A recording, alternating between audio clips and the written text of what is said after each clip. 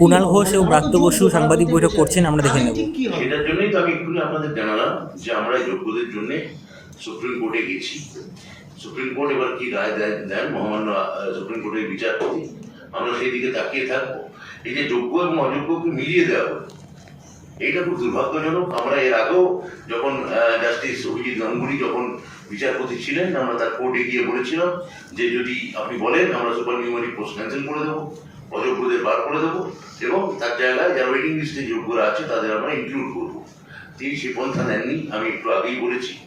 ফলে পুরোটাই একটা সোশ্যাল পারসেপশন বিল্ড আপ করা হচ্ছে যে তৃণমূল মাত্রায় এই ইমোশন সর্বস্তর থেকে চেষ্টা করা হচ্ছে। এরই ভারতবর্ষ এটা করতে চাইছে।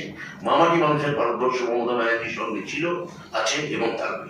তাদেরটা স্বচ্ছ, তাহলে তাদের চাকরিটা খেয়ে নিয়ে কোর্টের কোন ন্যায় বিচার? আর তাদের চাকরি খাওয়ার আনন্দটা পৈশাচি উল্লাসে ভোটের বাজারে বাজার করতে নেমেছে এই সিপিএম, এই কংগ্রেস এবং ভারতীয় জনতা পার্টি।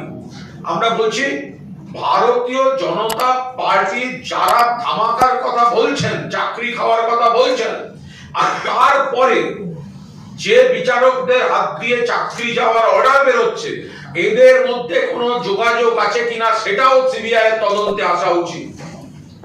এটাও সিবিআই এর তদন্তে আসা উচিত। অভিজিৎ গঙ্গোপাধ্যায়কে আমরা দেখেছি বিচার ব্যবস্থায় থাকাকালীন বিজেপির সঙ্গে আলোচনার দরজা খুলে তিনি বিজেপির প্রার্থী হতে গেছেন। তাহলে বিজেপির নেতারা বলে দিচ্ছেন ধামাকা হবে, বিজেপির নেতারা বলে দিচ্ছেন চাকরি যাবে, আর কোর্ট চাকরি যাওয়ার অর্ডার দিচ্ছে। এর মধ্যে কোনো যোগসূত্র আছে কিনা সেটাও সিবিআই তদন্তের আওতায় থাকা উচিত। আগাচ্ছে সবাই ভাবছে তাহলে এরাও কি, যার কোনো দোষ নেই, এক বন্ধনীভুক্ত করে দেওয়া হয়েছে, তাহলে কি এরাও দুষ্ট? এরাও ঘুষ দিয়েছিল, অবিচার করেছে কলকাতা হাইকোর্ট।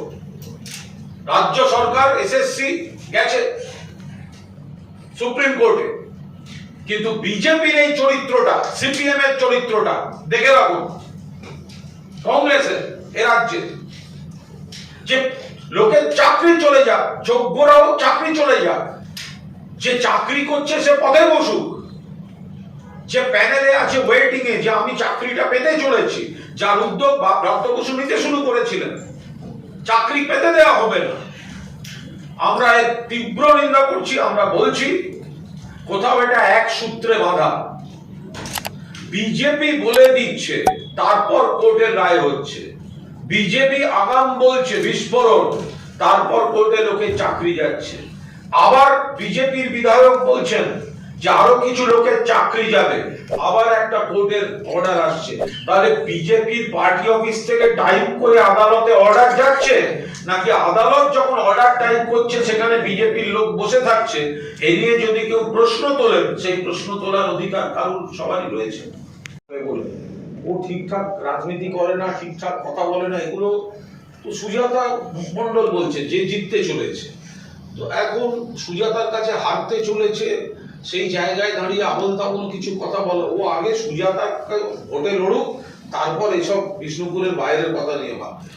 আজ আপনি তো বলবেন, আমরা খুব পরিষ্কার ভাবে বলছি যে যে নিয়োগ বিষয়টি নিয়ে কিছু অন্যায়, কিছু ভুল কাজ হয়েছিল, যারা তদন্তের মুখে আছেন, আইনের পথে চলবে, তারা দোষীরা শাস্তি পেলে পাক।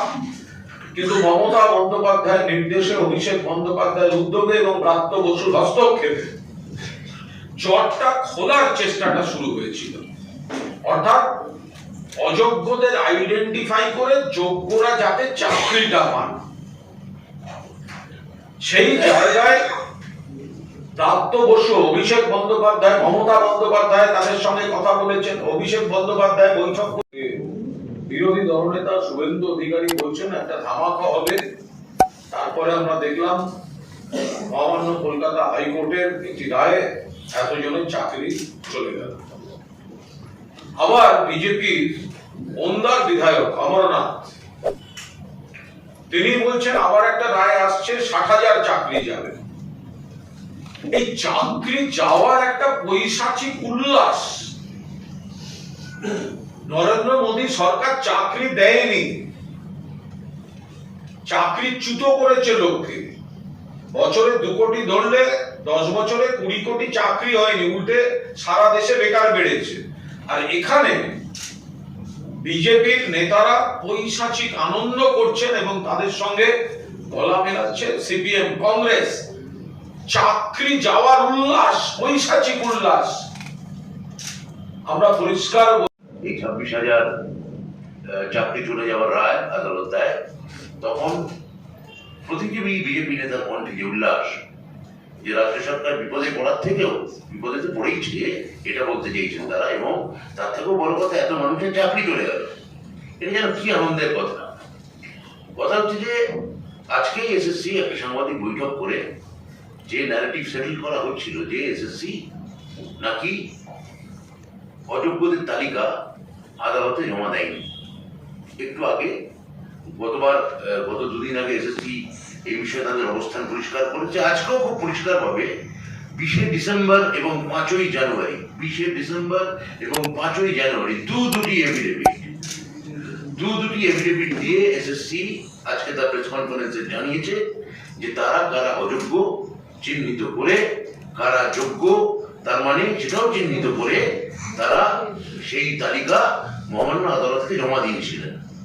এরপর মহামান্য বিচারপতির যা মনে হয়েছে, তিনি অযোগ্য এবং যোগ্য একসঙ্গে তিনি প্যানেল ক্যান্সেল করেছেন। আমরা তার বিরুদ্ধে সুপ্রিম কোর্টে গেছি। সুপ্রিম কোর্টেও সেই রায়, এখন ব্যাপারটা সাবজুডিস হয়ে যাবে, আমাদের মেনশন হয়ে গেছে, তাহলে ব্যাপারটা এখন বিচারাধীন। কিন্তু 2-1টা কথা এর মধ্যে বলতেই হচ্ছে, যেমন সুপার নিউমারি পোস্ট। ধন্যবাদ আমার সহকর্মী, আমাদের রাজ্যের সাধারণ সম্পাদক তৃণমূল কংগ্রেসের সাংবাদিক বন্ধু কুণাল ঘোষকে। আপনাদের সবাইকে স্বাগত জানাই। কুণাল বিস্তারিতভাবে বলেছেন। মোদ্দা কথা হচ্ছে যে যেভাবে আগে থেকে আগাম ঘোষণা করেছে, অমুক তারিখ এরা বোমা ফাটবে বা অমুক তারিখ চাকরি যাবে, আজকে এর আগের দিন বিরোধী দল নেতা আমরা দেখতে পাচ্ছি যে এটা নিয়ে খুবই চর্চার মধ্যে গণমাধ্যমের মধ্যে রয়েছে। কথা হচ্ছে যে সুপার নিউমারি পোস্টে যে পোস্ট ক্রিয়েট করা হয়েছিল, সেই পোস্ট থেকে কি কোনো চাকরি সরকার দিতে পেরেছে? উত্তর হচ্ছে না, দিতে পারেনি। কিন্তু একটি চাকরি দেওয়া হয়েছে। কার কথায় দেওয়া হয়েছে? তৎকালীন বিচারপতি, বর্তমানে বিজেপির তমলুক কেন্দ্রের প্রার্থী অভিজিৎ গঙ্গোপাধ্যায়ের কথায় একজনকে সুপার নিউমারি পোস্ট থেকে চাকরি দেওয়া হয়েছে। এর আগেও আমরা দেখেছি যে অভিজিৎ গঙ্গোপাধ্যায় যখন কাউকে চাকরি দিতে বলছেন, দপ্তর তাকে চাকরি দিচ্ছে। কিন্তু এই রায়ে অভিজিৎ গঙ্গোপাধ্যায় পরিষ্কার করে বলেন সুপার নিউমারি পোস্ট থেকে একটি চাকরি একজন ক্যান্ডিডেটকে দেওয়া হোক। তার মানে সুপার নিউমারি পোস্ট বৈধ কি অবৈধ তার বিচার আগে থেকেই বিচারপতি করছেন। একই সঙ্গে তিনি বলছেন যে এটা দুর্বৃত্তদের এবং দুর্নীতিগ্রস্তদের আড়াল করার চেষ্টা। একই সঙ্গে তিনি নিজে সুপার নিউমারি পোস্ট থেকে তিনি চাকরি দিচ্ছেন।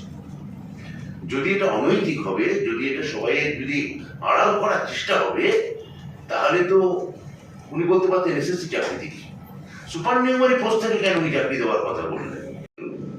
সরকার দিয়েছে, কিন্তু হচ্ছে না, একটাও দেয়নি।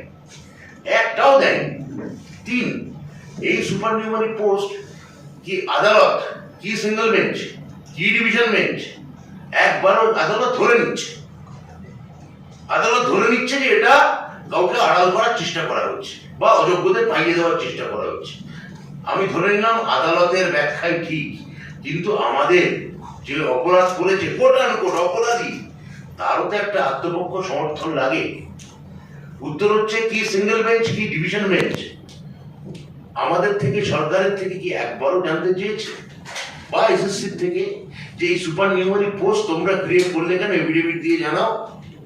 উত্তর হচ্ছে একবারও জানতে চাওয়া হয়নি। একবারও কোর্ট জানতে চাইনি যে আপনারা কেন এটা ক্রিয়েট করলেন। তার মানে আমরা ক্রিয়েট করবো এবং আপনি ধরে নেবেন এবং আমাকে আত্মপক্ষ সমর্থনের কোনো সুযোগ বা অধিকারও দেবেন না। আমি যদি অপরাধী হয়ে থাকি, তাহলে অপরাধীরও তো একটা আত্মপক্ষ সমর্থনের একটা জায়গা থাকবে। আপনারা বলুন, প্লেন লজিকে বলুন যে আপনি ধরে নিচ্ছেন, তার মানে কোর্ট ধরে নিচ্ছে, কোর্টে ধরে নেওয়া থেকে মহামান্য বিচারপতি রায় দিচ্ছেন এবং মহামান্য বিচারপতি সিঙ্গেল বেঞ্চে তার পরবর্তী ক্ষেত্রে রাজনৈতিক অবস্থান কি হচ্ছে সেটা গোটা পশ্চিমবঙ্গ কেন গোটা ভারতবর্ষ দেখেছে। তাহলে এই সুপার নিউমারি পোস্ট কি আছে আদৌ না আছে, যেটা যৌথ মন্ত্রিসভা একসঙ্গে সিদ্ধান্ত নিয়েছিল, সেটা আমাদের কি কোর্ট কখনো বলেছে?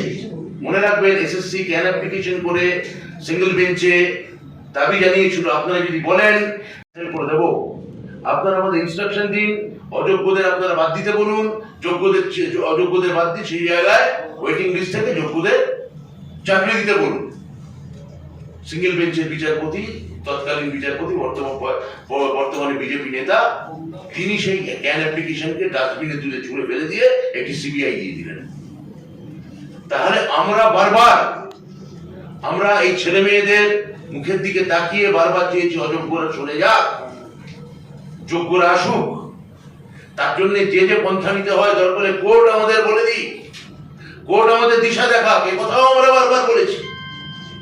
তারপরেও সেটা না করে যেভাবে কার কথায় কার অঙ্গুলি এনে আমি জানি না, এই মাননীয় এই বিরোধী দল নেতা বা এই যে মাননীয় বিধায়ক যেটা বললেন, অর্থাৎ বিজেপির কথাই এগুলো করা হচ্ছে কিনা তাই নিয়ে কি আমরা প্রশ্ন তুলতে পারি না? আমাদের সরকারকে বিপদে পড়ার পর, তথাকথিত কোট আনকোট বিপদে পড়ার পর তাদের যে উল্লাস আমরা দেখতে পাচ্ছি, তার মানে পুরোটা কোথায় একটা অদৃশ্য নেক্সাসে বাঁধা, একটা এর মধ্যে একটা যোগসূত্র আছে। সেই যোগসূত্র কোনো বিজেপি নেতা উৎসাহের আধিক্যে, আনপড় বিজেপি নেতা উৎসাহের আধিক্যে তিনি সেটা মুখ দিয়ে প্রকাশ করে ফেলছে। আসলে এই ছেলে মেয়েগুলোকে তারা বলির পাঁঠা হিসেবে ভাবছে। এই ছেলে মেয়েগুলির জন্য তাদের কোনো দরদ নেই। আমি পরিষ্কার বলতে চাই, এই ছেলে মেয়েগুলির জন্য যদি কারোর দরদ থাকে, যদি কারোর ভালোবাসা থাকে, তাই সরকার এবং আমাদের মুখ্যমন্ত্রীর আছে। মুখ্যমন্ত্রী জানিয়ে দিয়েছেন এই ছেলেগুলির জন্য যারা যোগ্য তাদের জন্য তিনি যতদূর যেতে হয় তিনি যাবেন। আপাতত বিষয়টা আইনি লড়াইয়ের মধ্যে রয়েছে। আইনি আমরা সুপ্রিম কোর্টে আবেদন করেছি, আমরা মহামান্য সুপ্রিম কোর্টের দিকে তাকিয়ে থাকবো। এসএসসি তাদের আজকে কে অযোগ্য এবং কে যোগ্য ইত্যাদি তালিকা নিয়ে যে ধোঁয়াশা তৈরি করার গতকাল বিজেপি নেতারা চেষ্টা করছিলেন, পরিষ্কার ভাবে জানিয়ে দিয়েছে। এবং আমি আপনাদের জানাচ্ছি, এসএসসির কথা সূত্র ধরে দুটি এফিডেভিট দিয়ে এসএসসি জানিয়েছিল এই মাত্র এই কজন হচ্ছে অযোগ্য, সেটা হচ্ছে সেই সংখ্যাটা হচ্ছে 8%, আর বাকি 92% হচ্ছে যোগ্য। তাহলে আমরা আমাদের দিক থেকে যা যা করার করেছি, এবার আপনারা আপনাদের দিক থেকে যা যা করার করুন।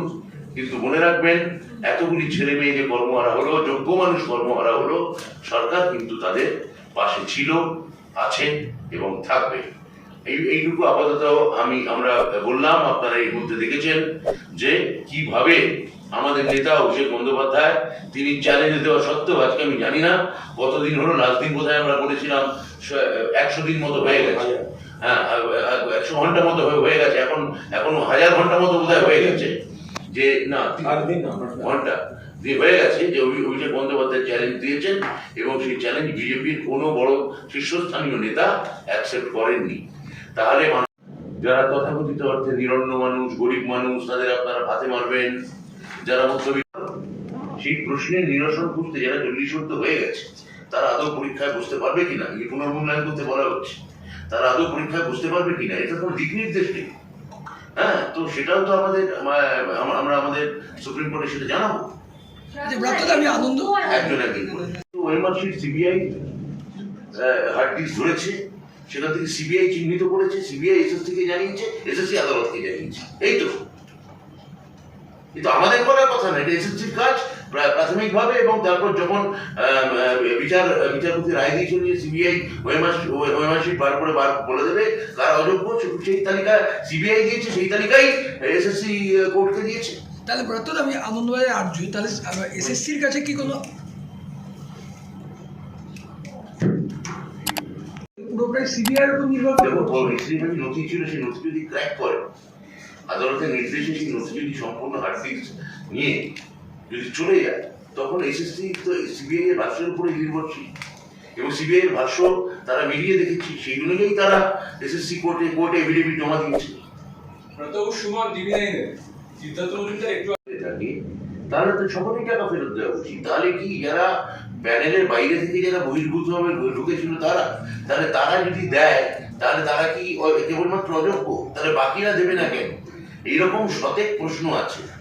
হ্যাঁ, তো আর দ্বিতীয়ত মানে যে যে রাইট অফ লেবার যে বলে যে আপনি যদি কাজ করে থাকেন তাহলে সেই কাজের টাকা আপনি ফেরত দিতে পারেন না।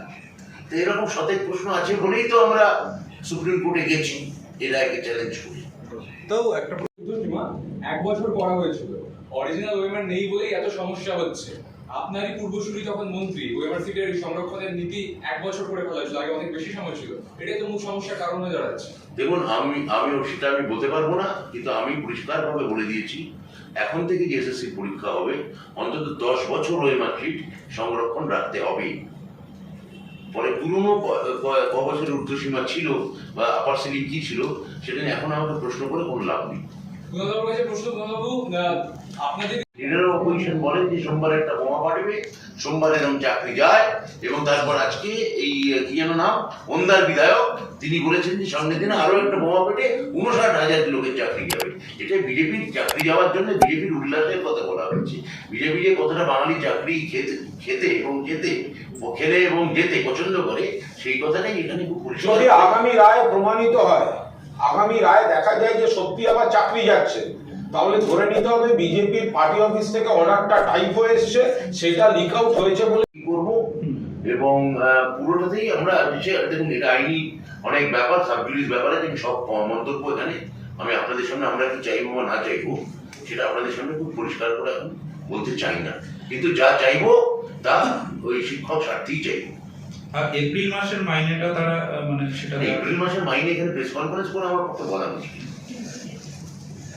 একটা তো দায় থাকে যে তারা এটাকে অ্যাপ্রুভ করলো কি করে, যদি কোথাও থেকে আসে তারা সরকারকে একবার জানানো না যে এরকম এটা করতে বলা হচ্ছে, কোনো সমস্যা এটা তো 16 সালে হয়ে গেছে, তখন 16 সালে সিদ্ধান্ত হয়েছে, সরকারি সিদ্ধান্ত। এবার এসএসসি সিদ্ধান্ত নিয়েছে, ডিপার্টমেন্ট সেটা হয়তো শিলমোহর দিয়েছিল তখন। এখন আমি তো বলছি যে আমরা একটা অন্য পলিসি নেবো, দায় নিশ্চয়ই থাকে, দায় আছে বলেই তো এই সিচুয়েশনটা তৈরি হয়েছে। আমার মনে হয় এসএসসি চেয়ারম্যান সেটাই, মানে বর্তমান এসএসসি চেয়ারম্যান সেই ভাষাটাই দিতে চেয়েছে। কি আমার মনে হয় তার সম্পূর্ণ অধিকার আছে তিনি কাকে সঙ্গে গাড়িতে নেবেন আর কাকে গাড়িতে নেবেন না। সেখানে তার যদি কোনো সমস্যা ঘটে থাকে সেটা তার উপর, তার বিবেচনার উপর ছাড়া উচিত। ফলে এখানে আমার তার বিবেচনাকেই আমি ইন্ডোর্স করছি। হাইকোর্টের ধাক্কা, চাকরি বাতিল, এই নিয়ে লোকসভা ভোটের মধ্যে আপনারা কি ব্যাকফুটে? পুরোটাই কোনো ব্যাকফুট কোনো ব্যাপার নেই। কিছু খারাপ জিনিস হয়েছে, খারাপ হয়েছে সবাই জানে, তাদের বিরুদ্ধে ব্যবস্থা হচ্ছে। এখন মমতাদির নির্দেশে, অভিষেকের উদ্যোগে এবং প্রাপ্ত হস্তক্ষেপে তো যদি শিক্ষামন্ত্রী হিসেবে আমি এবার প্রশ্ন করেন, আমি তো এখানে তৃণমূলের নেতা হিসেবে বলেছি, এখন শিক্ষামন্ত্রী হিসেবে প্রশ্ন করলে আমি তো তৃণমূল শিক্ষকেরও নেতা, বিজেপি শিক্ষকেরও নেতা, এমনি মন্ত্রী, বিজেপি শিক্ষকেরও মন্ত্রী, এবং এমনি যিনি কোনো রাজনীতি করেন না তারও মন্ত্রী। আমি তো বিষয়টাকে এইভাবে দেখি। ফলে আমার মন্ত্রী হিসেবে আপনি এখানে যে আমার ভাষ্য চাইবেন না, মন্ত্রী হিসেবে আমার ভাষ্য চাইতে হলে আপনি বিকাশ ভবনে চাইবেন। আমি সৌরভ বলছেন, টিভি 9 বাংলা থেকে। এটা আমরা প্রায় আমাদের এসএসসি হয়নি এখনো পরীক্ষা, বা আগামী দিনে যখন হবে তখন দেখবেন এটা ইমপ্লিমেন্ট করেই আমরা করবো। আরেকটা বিষয়, সুপ্রিম কোর্টে আপনাদের মামলা গৃহীত হয়েছে কিনা? হ্যাঁ, গৃহীত হয়েছে, তাই তো জানি। হয়তো অর্পণ বর্তমান থেকে বলছি যারা বিজেপির জন্য চাকরি দিয়েছে কি কারণ? এখন তো বলিনি, কোথায় বললাম আমি? বিজেপি বাঙালি চাকরি খাচ্ছে বলছেন। কি তাই তাই না, যেটা আমরা ভোট চাইছি, ভোট চাইছে বলুন। বিজেপি আপনি তো বুঝতে পারেননি। চাকরি খাওয়া দেখিয়ে, উল্লাস দেখিয়ে বিজেপি তারা চাকরি যাওয়াতে উল্লাস প্রকাশ করছে এবং চাইছে তারা চাকরি যাক। আমরা আরো আমরা ভিডিও চালিয়ে দেখিয়েছি। আর শুধুমাত্র একটিমাত্র অভিজিৎ গঙ্গোপাধ্যায়ের ইনস্ট্যান্স দেখিয়ে কি সব বিচার ব্যবস্থাকে প্রশ্ন তোলা যায়? আমরা তো পরিষ্কার বলছি, এক প্রতীক শব্দটা মানে কি, প্রতীক সিম্বল মানে কি? সিম্বল মানে অনেক কিছু আছে, তার মধ্যে একজন তিনি সিম্বল না, অভিজিৎ গঙ্গোপাধ্যায়ের সিম্বল। তো তাহলে আমরা যখন প্রথমে বলছিলাম যে অভিজিৎ গঙ্গোপাধ্যায় রাজনীতি করছেন, তখন তো বলা হচ্ছিল আদালতকে সমালোচনা করা যায় না। তাহলে সেই অভিজিৎ গঙ্গোপাধ্যায় যখন এসে বিজেপিতে দাঁড়ালেন, তখন এই যারা প্রশ্ন করছিলেন তারা নীরব হয়ে গেলেন, তো হঠাৎ দেখলাম। ফলে আমরা কখনোই সব বিচারপতিকে বা গোটা কোর্টকে কখনো বলিনি আমরা বলছি সুপ্রিম কোর্টের প্রধান বিচারপতি একটা বিজেপির পক্ষে রায় দেওয়ার পর তিনি রাজ্যসভায় নমিনেটেড হয়ে যান একজন কলকাতা হাইকোর্টের বিচারপতি, তাহলে ওয়েটিং লিস্টে যে আর কেউ নেই এই গ্যারান্টিটা কে দেবে? আর বিজেপি চাইছে চাকরি চাক, সেইটাই রায়তে প্রতিফলিত হচ্ছে। এসএসসি বলে দিচ্ছে অযোগ্য এতজনের চাকরি হচ্ছে ডিসপিউটেড, তাহলে বাকিরা যোগ্য, অথচ রায়তে যোগ্যদেরকে অনিশ্চয়তায় ফেলে দিয়ে লন্ডভন্ড করে দিয়ে অপোজিশনকে পলিটিক্স করতে দেওয়া হচ্ছে। তো সেইখানে আমরা যোগসূত্র খুঁজবো না। আর দুই, তিনি জনপ্রতিনিধিত্বে আছেন, জনগণের দরবারে আছেন, ফলে তার ব্যক্তিগত তিনি কোথায় কি করছেন তার ব্যাপার, কিন্তু সামাজিক মাধ্যমে যে রুচিতে যে ভঙ্গিতে যেসব বিষয়ে তিনি আনেন তার অনেক বেশি সতর্ক হওয়া উচিত। কারণ যেহেতু তিনি তৃণমূল কংগ্রেসের বিধায়ক, ফলে সবটাই ব্যক্তিগত এবং সবটাই শিল্পী, এইভাবে এটা হতে পারে না। কল্যাণ বন্দ্যোপাধ্যায় যা বলেছেন একদম সঠিক কথা বলেছেন। মুর্শিদাবাদে ভোটের বুথের 50 মিটারের মধ্যে তৃণমূল কর্মীর একজন বিস্ফোরণে হাত উঠে গেছে। বারবার মুর্শিদাবাদ কেন অশান্ত হচ্ছে? তার কারণ মুর্শিদাবাদ বা কিছু কিছু আসে না, সেই কারণেই পার্থবাবু যিনি অন্যায়টা করেছেন দল যাবতীয় ব্যবস্থা নিয়েছে। এখন প্রাক্তন শিক্ষামন্ত্রী, তখন যিনি শিক্ষামন্ত্রী ছিলেন পার্থ চট্টোপাধ্যায়, তিনি এবং কয়েকজন যদি বিতর্কিত কাজে জড়িয়ে থাকেন দায় তাদের, দল তো তাকে বলেনি, কিন্তু তিনি যেহেতু দলের সরকারের মন্ত্রী, তিনি যেহেতু দলের মহাসচিব, দল তাই ব্যবস্থা নিয়েছে। দল তো তাকে এই কাজগুলো করতে বলেনি, দল তাকে বলেনি যে আপনি এই ধরনের সমস্ত আইন কানুন আনুন বা এই ধরনের অনিয়ম করুন, অমুক ব্যক্তির সঙ্গে প্রেম করুন, তার বাড়িতে টাকা রাখুন, এগুলো তো দল বলে দেয়নি। তো সুতরাং দলের ঘাড়ে চাপিয়ে কি হবে এগুলো? দলের